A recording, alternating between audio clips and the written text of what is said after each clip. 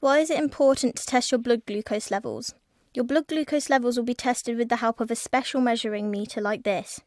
Testing helps you to balance your insulin with what you eat and your activity levels.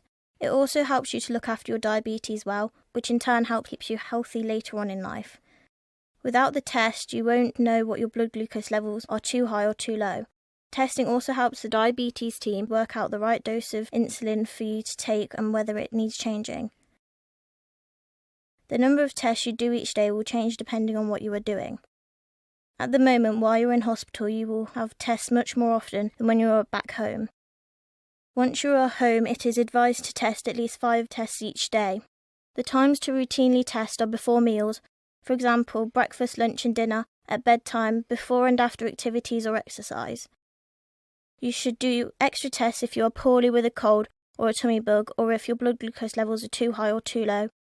You will need to retest once they have been treated. Ideally, testing up to 6 times a day will help you to get better control over your blood glucose levels. What should your blood glucose levels be? Following advice from the National Institute of Clinical Excellence, the levels to aim for are currently between 4 and 7. They may be slightly higher after you have eaten, which is acceptable. It is really important that from now on you keep an eye on your blood glucose level readings. You need to write them down in a special diary to begin with. This can help you to look for patterns. Also, once you're home, your diabetes team will give you a call every few days and you will be able to tell us what your readings are. This will help you and your team to know whether you are in the right amount of insulin and to make changes if there are any needed. Your blood glucose readings are also recorded on your meter.